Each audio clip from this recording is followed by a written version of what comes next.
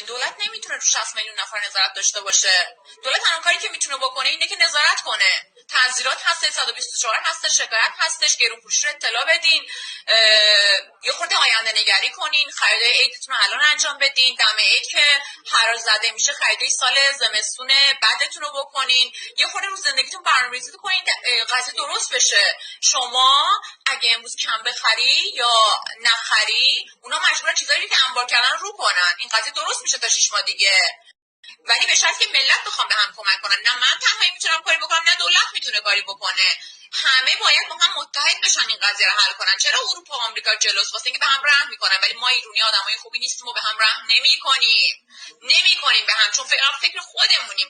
من زنده بمونم، من زندگی کنم، نه جونم. تو تنهایی به هیچ دردی نمیخوری.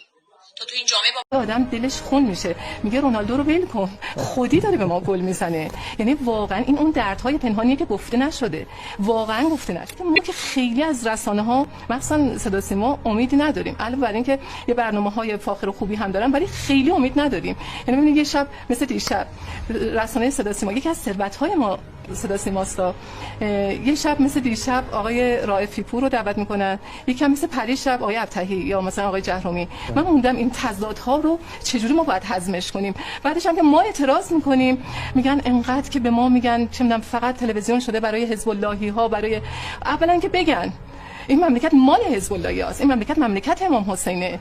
ثانیاً حالا شما میخواید اونا رو هم همراه کنید، حتما باید فضا رو مسموم کنید. اینجا شما بردید صدا سیما یا آقای ابطحی یا آقای جهرومی بردن، اومدن صحبتاشونو کردن، خیلی ظریف و مرموز اومدن دانه‌ای که کاشته بودن از قبل رو آبیاری کردن.